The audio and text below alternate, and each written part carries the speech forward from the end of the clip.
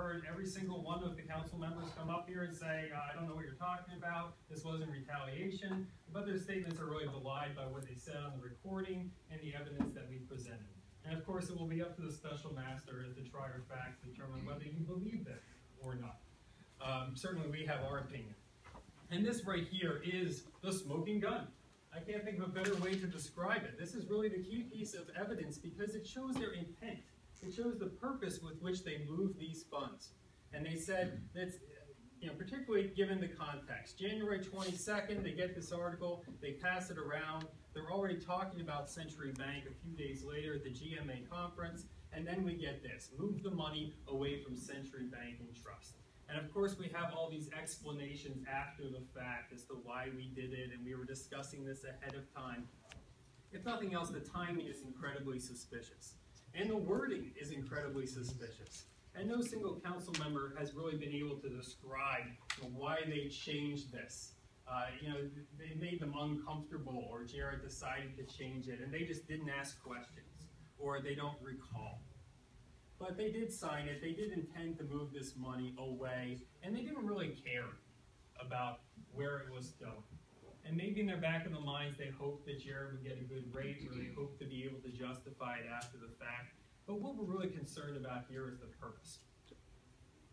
All public funds shall be used for the general welfare of the people.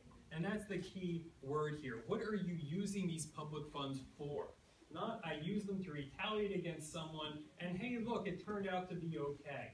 Or maybe I can justify after the fact how this was a legitimate business decision. Why did you do it?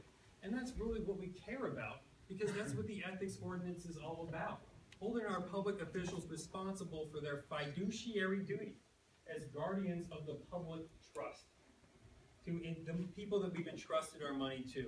Not just what are they doing with it, but why are they doing that? Are they doing it really for our own benefit or for their own or their personal benefit?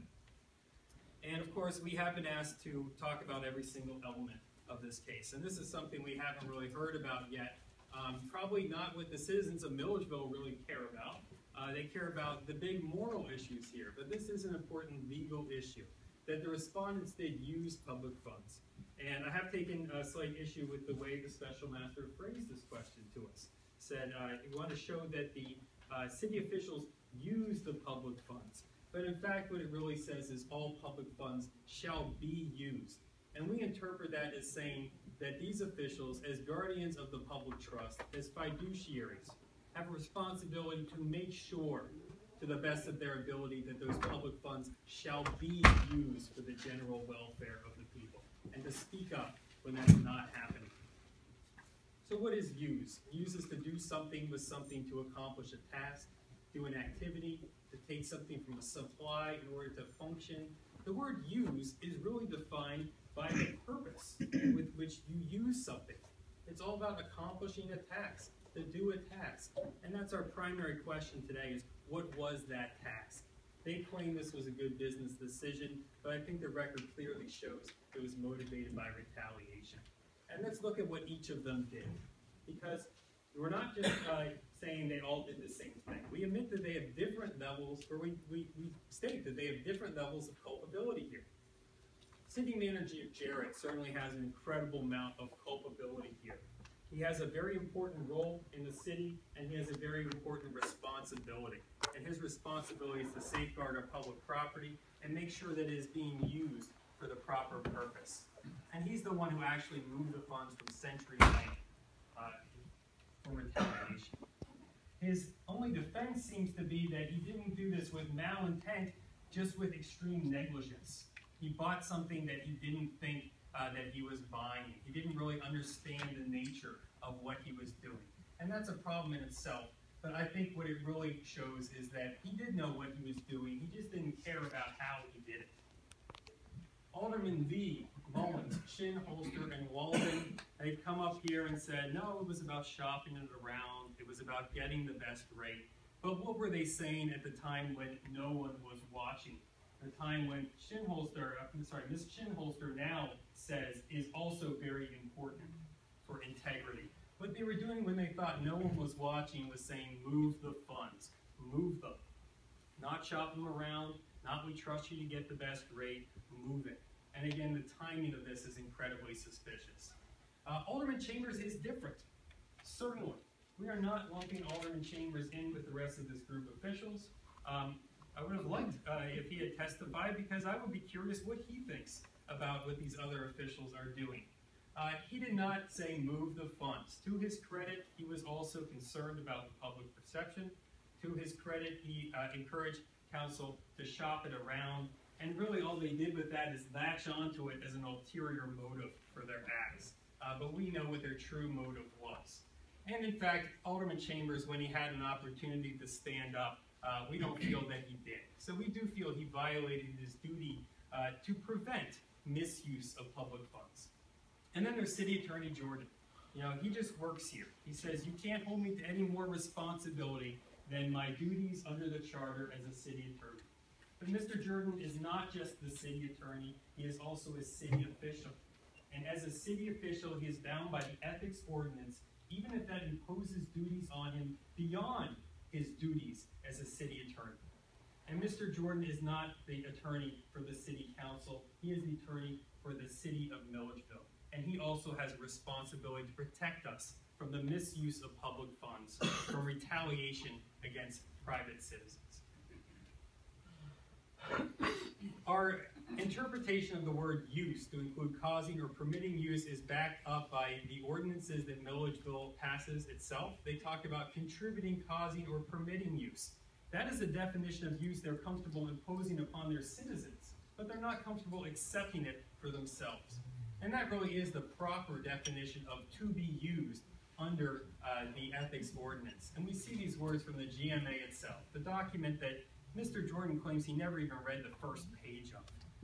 The public officer's fiduciary duty is to govern and manage public property. And you are not governing and managing public property if you are allowing others to use it for retaliation and you know that that is their true purpose. And that is a problem in itself, and a violation in itself. The use was not for the general welfare. We know the true use. It was for retaliation, no matter what they say now after they've been caught. And moving the money was not a good business decision, or a better way to put it, it was not intended to be a good business decision. That wasn't the motivation. And we see this through the misleading about how the money was used. Jarrett coming out and telling the public this was a good idea, I moved the money to CDs, when in fact he did not. Jarrett getting these charts that show how much more money they claim to be making. But his own accountant testified that that's not an apples-to-apples comparison. You can't fairly compare those two rates.